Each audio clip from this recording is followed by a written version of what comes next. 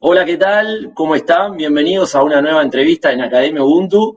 Y en el día de hoy seguimos conversando con distintos actores vinculados a la educación, al deporte, a la vida saludable.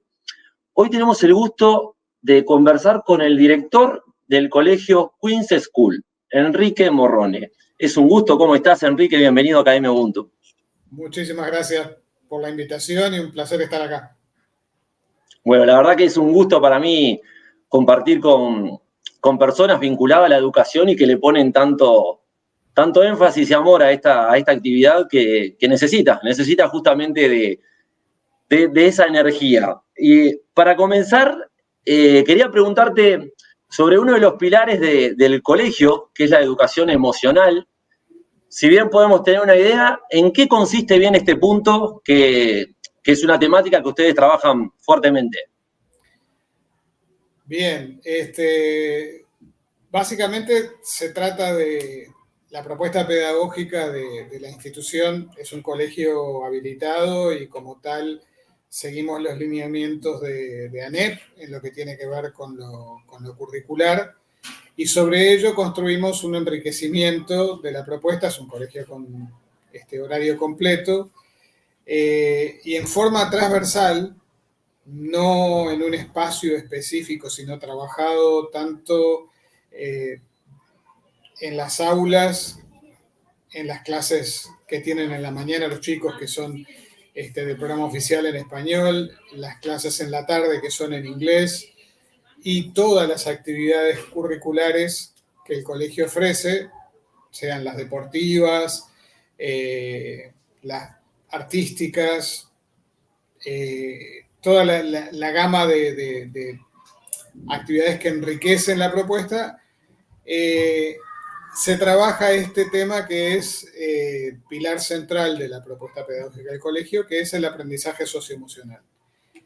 Y para hacerlo, básicamente nos vamos un poco más allá de lo que tiene que ver con los contenidos curriculares de lengua, ciencia, arte, matemática, y trabajamos mucho en lo que la reformulación esta educativa que la ANEP ha implementado desde Codicen, que es el trabajo en habilidades.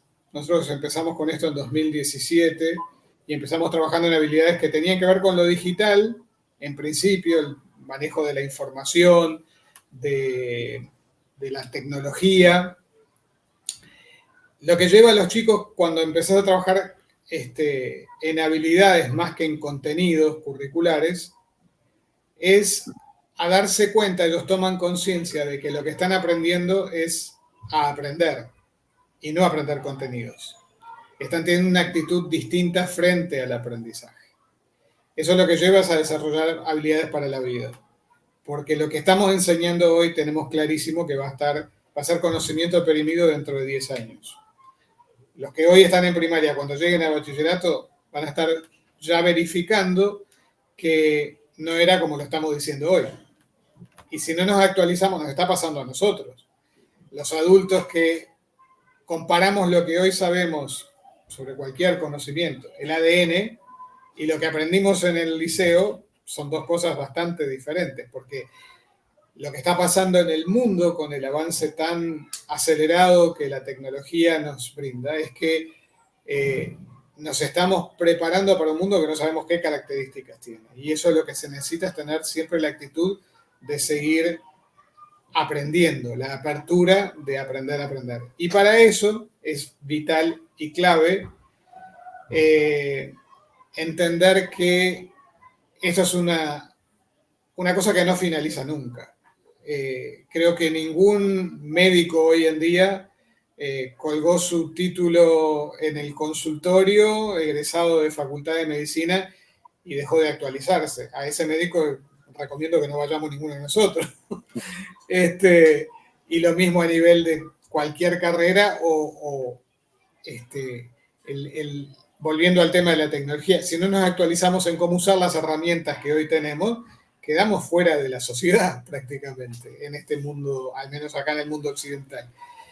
Eso tiene que ver mucho con esta actitud de apertura y tiene que ver con esta concepción de una mentalidad de crecimiento continuo, que se alcanza no específicamente a través del discurso, sino a través de la vivencia. Por eso es tan importante generar los espacios de vivencia para que se internalicen estos conceptos y después se puedan poner en palabra. Conceptos que tienen que ver con la alfabetización emocional. Cosas tan básicas como el respeto, la solidaridad, la cooperación, el saber lidiar con la frustración, con el enojo, con todas estas emociones que sentimos todos los seres humanos y que muchas veces no aprendimos a cómo canalizarlas. Y bueno, que voy a hablar justamente contigo de cuál es uno de los canales por excelencia para vivenciar todo esto que tiene que ver con el mundo emocional, es precisamente el deporte. Es un campo los más fértiles que nos permite que se den estas vivencias, que se pueda experimentar lo que significa la colaboración, que se viva la frustración, que se viva el miedo, atravesarlo, enfrentarse a los desafíos y después que eso pasó, ayudarlo a decodificar y traerlo a nivel racional. Pero empieza desde acá y después lo puedo llevar desde acá, no es al revés. Porque generalmente en nuestra cultura, la escuela lo que ha hecho habitualmente es que todo tiene que estar por acá y capaz que sí o no baja hasta acá, si no se queda solo acá arriba. Y eso es lo que se ha calificado tradicionalmente. Y se ha evaluado esos aprendizajes y ahí nos hemos quedado. Y nos encontramos hoy con grandes ingenieros de sistemas capaces de desarrollar un software extraordinario que no tienen la capacidad de trabajar en forma colaborativa con el que está sentado en el escritorio de al lado. Y te encontrás al gestor de esa empresa teniendo que recurrir a un coach para que venga a trabajar con su equipo para poder generar procesos de colaboración y equilibrio dentro de esos grandes referentes del punto de vista técnico que no tienen las habilidades esenciales que muchas veces se llaman como habilidades blandas. Yo estoy totalmente en desacuerdo con llamarlas blandas porque blandas no tienen nada. Son claves y son vitales que nos hacen mejores personas, mejores seres humanos, más allá de los conocimientos que podamos tener. Y por eso me parece tan importante, y consideramos en el colegio tan importante darle este énfasis y este foco a este proceso de alfabetización emocional que intentamos generar a través de las actividades que decía hoy a nivel transversal, pasa en español, pasa en inglés, pasa en educación física, pasa en la parte de deportes, pasa en la clase de música, pasa en recepción, pasa en el patio a la hora del recreo. Y tienen que estar todos los adultos referentes más o menos alineados a cómo acompañar a los chicos en este sentido para que el proceso sea fructífero, ¿no? Y se den estas cosas que estamos buscando.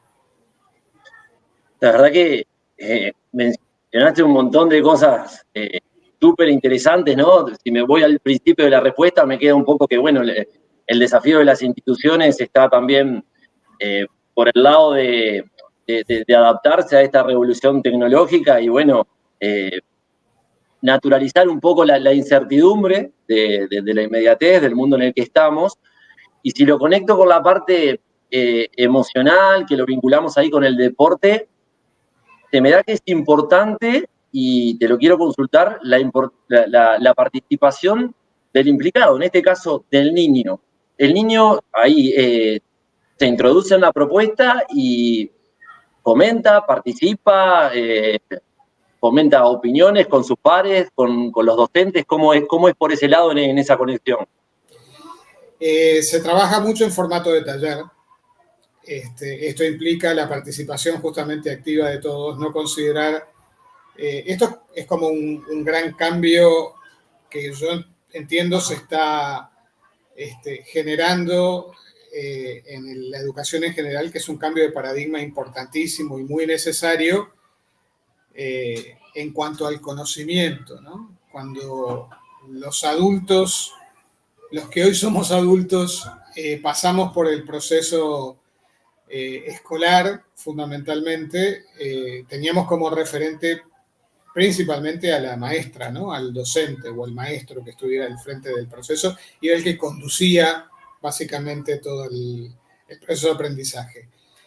No deja de conducirlo, sigue estando ahí como guía, sin duda, pero no es su palabra la única válida. Es importante dar la participación y sobre todo instar, porque la fuente de conocimiento, el otro día estaba conversando con unos colegas que comentaban que sus adolescentes en liceo no habían pisado nunca la biblioteca. No conocían cómo ir a hacer una consulta en una biblioteca. Y como quejándose de la situación. Y digo, pero con que nos quejemos, a ver, llegaron al conocimiento, que no haya sido en la biblioteca, bien, es diferente a como lo hicimos nosotros el proceso de investigación, pero la investigación se fue dando igual y se va a seguir dando, y están todos esta incertidumbre y estos miedos por el avance de la tecnología y lo que hoy en día estamos hablando de la inteligencia artificial. Lo que tenemos que cambiar es simplemente el enfoque, pero no es que va a sustituir nunca la tecnología al vínculo entre estos dos referentes que son quien está estudiando y quien está ayudando a conducir el proceso de aprendizaje. Eso es lo vital. Ese vínculo es el que va a generar la confianza. Aquel en el que el niño o el adolescente puede depositar confianza y dejarse llevar y guiar para saber si está yendo por el camino correcto y hacer su propio proceso personal, no repetir lo que el adulto está diciendo necesariamente, porque no tiene por qué ser la verdad revelada la que el adulto expresa como su verdad. Es todo un desafío para quienes estamos en el ámbito educativo, pararnos en ese lugar de que no soy yo la fuente de todo el conocimiento, muy lejos de ser yo esa persona, o porque no cabe en mí todo el conocimiento, y menos cuando sé que está este dispositivo que me va a ayudar a llegar al Museo del Louvre y verificar si lo que me están diciendo sobre la pintura de la Mona Lisa es cierta o no, si estoy trabajando en arte. Entonces, el proceso indudablemente varía, pero no deja de ser un fenómeno que se da en función de ese vínculo humano entre el referente que conduce y el joven, niño, adolescente que se sienta motivado e inspirado por ese referente para ese aprendizaje, ya sea en cómo patear un córner o cómo resolver una ecuación. Por ahí va la clave. Y sabés que el otro día miraba una conferencia de un maestro italiano, Francesco Tonucci, su nombre, sí, sí. Dibujante, pedagogo también, y él hacía una reflexión que para mí está buenísima. Decía, a los niños les pedimos creatividad, sin embargo, todos los días le ofrecemos el mismo salón. Claro. Y me pareció espectacular, porque es verdad, ahí tenés distintas asignaturas que siempre te estamos pidiendo cosas distintas y generalmente los espacios de todas las clases son muy similares. O sea, siempre estás en el mismo entorno y ahí pretendemos que sean creativos. Totalmente. Estamos muy lejos de tener algún colegio o alguna escuela que se pueda hacer, no sé, andando en algún momento y no estar en ese marco tan rígido que, si nos ponemos a ver lo que se ha modernizado, distintas actividades, es como que ahí la educación sigue en aquella vieja usanza, digamos, de que, bueno, se conserva el salón, se conservan los asientos, los niños dentro de un marco, si bien ahora capaz que no es como en mi época, que íbamos todos sentaditos uno detrás de otro, pero se sigue manteniendo eso. Tal cual, tal cual. Es más, hay muchos memes que andan circulando en redes y demás que te muestran la comparación de lo que era fotos o memes que te muestran una sala de operaciones con el cirujano, ¿no? Todo el instrumental quirúrgico que tiene en el 2024, y cuando vas a ver en el 1924, es como otra que viaja en una cápsula espacial, ¿no? Para llegar en el tiempo hacia él, y es absolutamente diferente. En 100 años ves lo que se ha desarrollado y la forma en que la tecnología hoy facilita los procesos a nivel de medicina, y comparás un salón en 1924 con uno en 2024 y notas leves diferencias, siguen sentaditos muchas veces, como vos decís, uno detrás del otro, mirándole la nuca al que está sentado adelante, escondiéndose detrás del que está adelante para que no le pida el docente referente que participe. En ese sentido, en educación hemos variado muy poco y somos muy monótonos, por eso es una de las tantas razones que explica el nivel de desmotivación de los chicos cuando queremos, les exigimos, como vos decías, lo decía Tonucci, ser creativos, pero les estamos dando el formato cuadradito exactamente igual y no llevarlos a investigar. Esto afortunadamente, hay lugares donde eso sucede y no los vemos mucho, que son las escuelas rurales. Cuando tenés los grupos multigrado y tenés a los chicos de segundo con los de sexto en el mismo salón, porque no hay tantos niños, y tenés un maestro multigrado que trabaja con todos en el mismo espacio físico o en la huerta o yendo hasta el arroyo cerca para hacer la investigación en el lugar, llegar a sus conclusiones y después muchas veces ese proceso es mucho más enriquecedor que de estar transmitiendo todo, alimentando solamente lo que puedo racionalmente o intelectualmente captar y no teniendo la vivencia. Por eso la importancia, y lo intentamos hacer acá en el colegio también, que no estar limitado solamente el aprendizaje al salón de clase, ¿no? El salón es un espacio y dentro del salón tiene que haber espacio distinto. Esto pasa mucho en el nivel de educación inicial y ya en primaria tiene tendencia a dejarse. Pero existe el rincón de lectura en una parte, para quien termina con esta actividad se pueda ir y libremente existe el rincón donde están las computadoras, donde pueda ir a trabajar en forma y no estar sentados detrás de otros, sino en la medida de lo posible sentarlos en formato en círculo, mover las sillas de acuerdo a lo que sea necesario, si son estas butacas con riñonera que le llamamos, que tienen su propio escritorio, que sean móviles, de poder agruparse para X actividad en grupos de 4 o estar todos en círculo para un debate o salir al patio a trabajar. Momento de lectura, ¿por qué me tengo que quedar dentro del salón? Vayan al jardín y váyanse a leer allá abajo de los árboles. Claro. Esas experiencias enriquecen enormemente y esto genera lógicamente la posibilidad de que al estar motivados fuera de ese régimen monótono de seguir siempre el mismo procedimiento, es como el niño, el joven se siente como estimulado a descubrir otras cosas nuevas que no conoce y eso lo lleva generalmente a estar más inclinado hacia la investigación, a poner más foco, a poner más atención, que es lo que está fallando hoy en los ámbitos tradicionales educativos, donde la atención cada vez se dispersa más, porque además tenemos una concentración mucho más breve, y eso no se explica por una sola razón, pero vuelvo otra vez al dispositivo que me permite hacer un zapping y pasar de página continuamente y no me concentro en esto mucho más de 3 minutos. Y tengo que estar escuchando a la maestra que esté desde las 8:30 de la mañana hasta las 12 hablando de lo mismo. No puedo, ya no existe esa capacidad. Entonces, y tampoco el docente puede estar haciendo zapping como si fuera un algoritmo preparado desde inteligencia artificial, es un vínculo humano y eso, teniendo en cuenta las características de quien está recibiendo eso, nos obliga como docentes a cuestionarnos y plantearnos en un lugar distinto. Y Enrique, estábamos hablando del salón y te consulto también, porque ahí al pasar vos me hablabas de actividades, por ejemplo, lectura en espacios abiertos, lo exterior, pero esos espacios en nuestra sociedad también se han perdido. Ahí las instituciones, ¿qué miradas tienen? Porque lo que era hace, no sé, 20, 30 años, la exploración con el entorno, que vos salías, jugabas con algún amiguito, andabas en bicicleta, te trepabas a un árbol, jugabas un fútbol, una escondida, lo que se te ocurra, eso se ha ido perdiendo y tampoco los niños hoy lo tienen.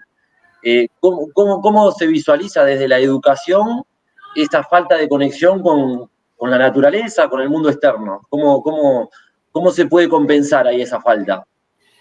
Es tremendo. porque te digo, en colegios o escuelas que tienen horario extendido, el chico está acá adentro más tiempo que el que está en su casa. Claro. Vuelven a casa muchas veces ya para la última parte de la jornada, a cenar y a dormir. Y después están desde la mañana a la tarde, los que están me refiero fundamentalmente a los que están con horarios completos, tanto en el público como en el privado. Y si esa experiencia no se las da la escuela, como bien decís vos, si están en zona urbana, viviendo en un edificio, no vemos. Ya esta realidad ha cambiado, no vemos niños andando en bicicleta por la vereda, a no ser que llegue el sábado o el domingo y puedan ir hasta la Rambla o dar una vueltita en el barrio. Es un desafío tremendo. Por eso también la institución educativa está tomando roles que tienen que ver con roles que originalmente o en generaciones anteriores eran cumplidos por la familia. Y la escuela no es sustituto de la familia. Puede tratar de compensar. Por eso el prestar atención a generar esos espacios para que el deporte se pueda dar, de ser posible, en un espacio al aire libre, de ser posible con pasto real y no en una cancha de fútbol 5. Bueno, si no hay otra alternativa, es preferible que sea una cancha de fútbol a que no haya deporte. Pero buscar esos espacios y sí esto de conocer nuevos espacios, de estar en otros lugares en el correr de la semana y que haya esta variación y que el patio tenga espacios verdes, aunque esté en medio del cemento, pero pongamos planta, busquemos este contacto. Es fácil, no quiero ser autorreferencial, pero hablo de la experiencia desde acá de la institución. Estamos en zona totalmente urbana, con chicos que viven en un apartamento. Hace poco hicimos toda una renovación para dar la bienvenida a la primavera, poniendo unas cuantas plantas nuevas en macetones, en jardineras y demás. Y fue como el acontecimiento la semana pasada que se encontraron con un gusanito que se llama Martín, ya tiene hasta nombre. Y fue el personaje de la semana porque encontraron el gusano y fue como que se ingresó alguien más a la comunidad y decía, pucha, Dios, gurises que están absolutamente fascinados y visitando y dónde está y dónde quedó y todo ese seguimiento de algo que generaciones anteriores era como lo veías y aplastar el gusano que anda en la vuelta. Y para ellos fue descubrir este contacto con una cosa tan básica que no están viendo hoy en día. Y esto tiene mucho que ver también con esto que estamos tratando de, cuando estamos hablando de educación socioemocional, es esto, el respeto al medio ambiente, el entender qué comportamiento tengo yo con respecto a la naturaleza, cómo me vinculo con eso. Y si estoy solamente viendo semáforos y ventanales, está difícil. El que yo pueda tomar este respeto por el medio ambiente e ir con el discurso, sí, tenemos que reciclar papel porque es un problema, si no estoy ni siquiera vivenciando lo que significa la vida de un gusanito, ¿no? Porque no tuve nunca oportunidad de verlo. Es sutil la cosa, ¿no? Digo, pero tiene mucho que ver con esto de generar personas que sean más empáticas y más solidarias y que entiendan que somos parte de un todo, que tenemos mucho que ver con esa naturaleza que no la estamos sometiendo, sino que somos parte de ella. Y para poder entender eso hay que verlo, hay que vivenciarlo, hay que estar en contacto con eso. Sí, o sea, me dejaste pensando por lo del gusanito. Yo recordaba cuando era chico y salías a jugar y te encontrabas con cascarudos, había absolutamente de todo y uno lo veía como algo totalmente natural, pero va desde ahí, ¿no? Si no tengo esa vivencia es muy complejo tener referencia de cosas, por eso quizás el asombro. El asombro, claro. Desde ese lado, ¿no? Bueno, hace poquitos días se aprobó una ley en el Senado de educación emocional vinculada a la salud pública. Sé que tiene como partícipe importante. ¿Qué nos podés mencionar sobre esto? Me parece súper interesante seguir difundiendo. Sí, bueno, esto es un proyecto que ya fue presentado hace varios años. Empezamos en 2019 con esta movida. Es el anteproyecto de ley, una cosa muy básica, muy breve, que no está generando la necesidad de grandes cambios a nivel de leyes en Uruguay. Solamente en la ley de educación hace referencia a incluir también la palabra de la responsabilidad que tenemos como nación de impulsar la educación también emocional, no solo la educación concebida como fue en su momento y como está consagrado del punto de vista académico e intelectual, sino ir hacia esto de lo que estábamos hablando, ¿no? Que tanto los referentes educativos, maestros, profesores, reciban esto en su formación, como aquellos que hoy están ya en las aulas y muchas veces no tienen herramientas para saber cómo acompañar estos procesos de los chicos y cómo pararse también como referente, porque la educación emocional no se transmite a través del discurso, no es con conceptos teóricos que yo puedo internalizar, es a través de vivencia, es a través de lo que decodifico y lo que me comunica el adulto referente. Si yo soy un adolescente que veo a un adulto ser respetuoso y empático con lo que me está pasando a mí, ahí es como entiendo la empatía. No que venga y me dé la definición de empatía sacada del diccionario. Voy a admirar a esa persona por lo que hizo, no por lo que dijo. Y va a ser un modelo para mí referente porque veo el impacto que tiene lo que está haciendo el otro. Entonces, yo no puedo ponerme a hablar de educación emocional sin encarnarlo de alguna manera. Por eso es importantísimo y muchos docentes venimos formados con ausencia de todo esto. Esto no lo vimos ni en institutos normales, ni en el IPA, ni en el ICES, ni en ningún lado. Hubo muchos docentes, no abundaron aquellos que se pusieron a hacer énfasis. Y tampoco esto significa hacer terapia, ¿eh? No es que se van a transformar todos en psicólogos, no estamos hablando de eso, estamos hablando de transmitir valores como todos tenemos, esos referentes que te acuerdas quién fue el que te inspiró como docente, por qué elegiste esto y quién es el que te marcó. Y cuando te pones a pensar, no es porque aprendí las ecuaciones en el segundo grado con esa persona, sino que fue porque hizo algo o dijo algo que a mí me tocó y me hizo vibrar y me hizo pararme en un lugar distinto. Y si hoy soy la persona que soy y me considero medianamente bueno, gran parte se lo debo a lo que empecé a hacer a partir de ese modelo. Cuando el docente toma conciencia de que es referente y que es modélico, se tiene que primero parar bien en su eje para poder transmitir todo esto y después ayudar a poner en palabra. Pero no es al revés el proceso como cuando te tengo que hablar de la Revolución Francesa. Te puedo dar todo el proceso histórico, acordarme de todas las fechas y así como lo terminé de memorizar y de contar, me pusiste una nota, me olvidé. ¡Pum! Ya está. Porque no me tocó en ninguna fibra, lo manejé todo desde acá. En ese sentido, hay mucho por hacer con la ley.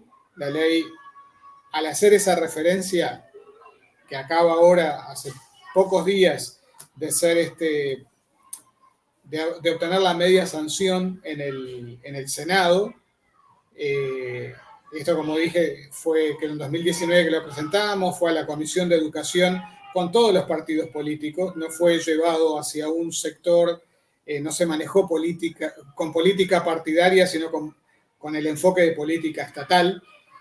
Entonces nos reunimos con toda la comisión, que está integrada por senadores de todos los partidos políticos. Después nos reunimos con cada uno de ellos, pero no en calidad de su partido político, sino en calidad de ser integrante de la Comisión de Educación. Después, sabiendo que esto iba a ser consultado con autoridades de ANEP, nos fuimos a conversar con Codicen y nos reunimos con cada uno de los consejeros por separado y con todos juntos a la vez.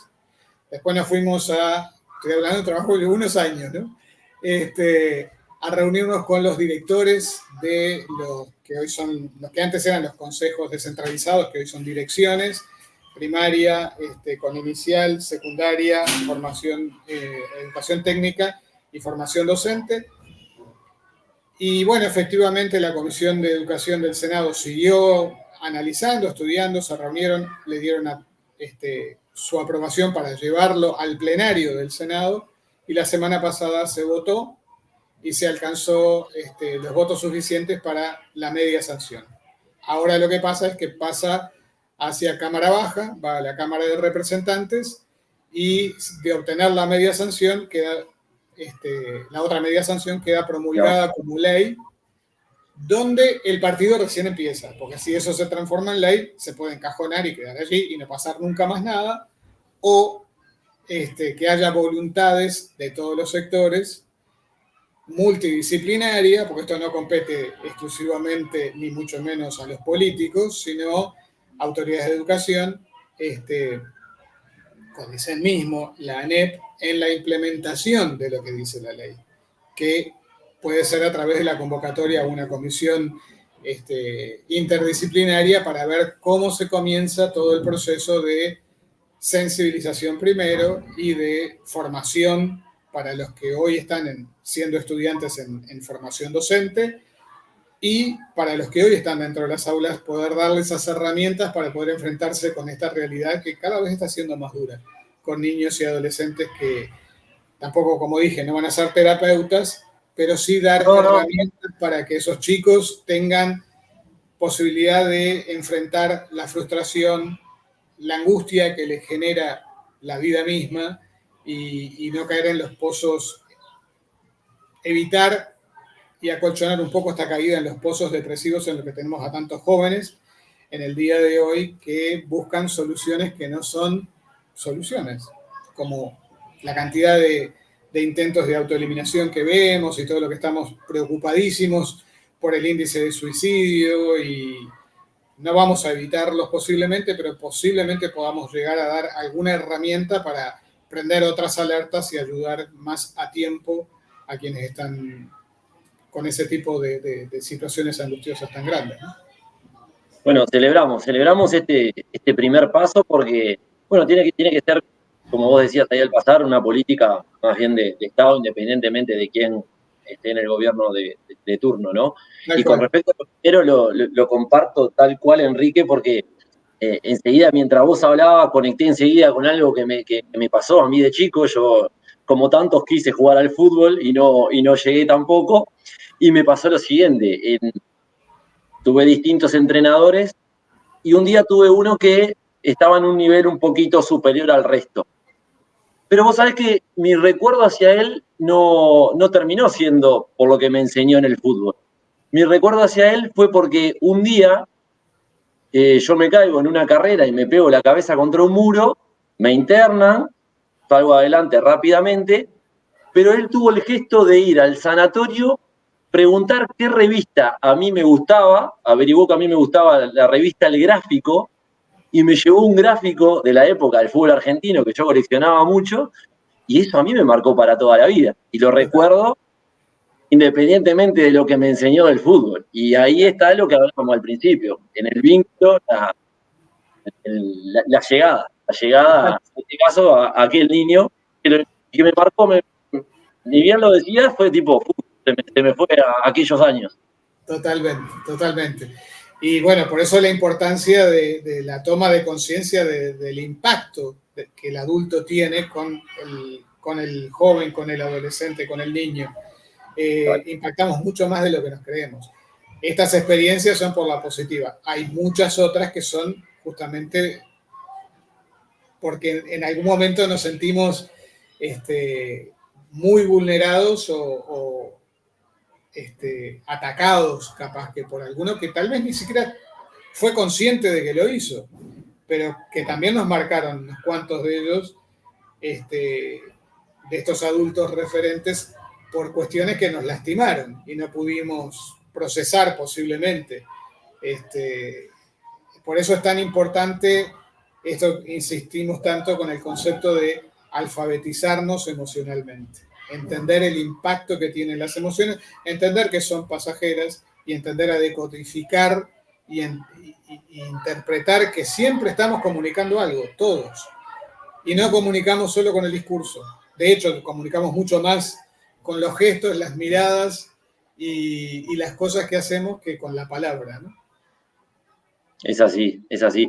Enrique, fue un placer, para mí fue una charla muy linda, este intercambio desde Academia Ubuntu, que nosotros intentamos desde el fútbol, ahí es la premisa, pero después nos abrimos al vínculo, a generar otras actividades que nos permitan conocer a los niños desde otro lado, y es ahí cuando me parece que, en este caso, conjunto con las familias y los niños en otras actividades, es que terminamos ahí de conectar con ellos y bueno, hablar de educación con una persona que está en esto ya hace tiempo, para nosotros es algo muy, que nos nutre, digamos, ¿no? Que nos llena, nos gusta, así que un agradecimiento de nuestra parte. Yo quiero agradecerte también por lo que estás haciendo, porque no es común también que en el ámbito en el que te moves y con la comunidad a la que estás llegando, te estés ocupando de esto, realmente es gratificante, como que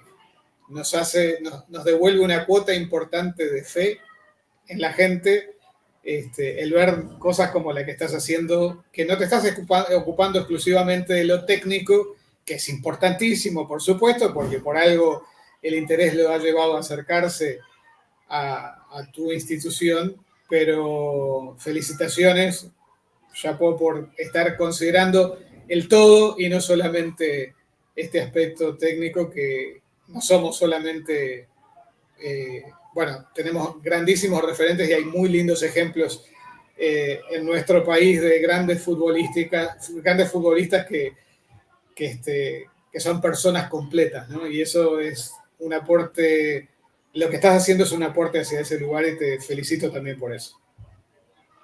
Muchas gracias, Enrique. Un abrazo grande. Un placer, que pasen muy bien. Saludos Igualmente. a todos.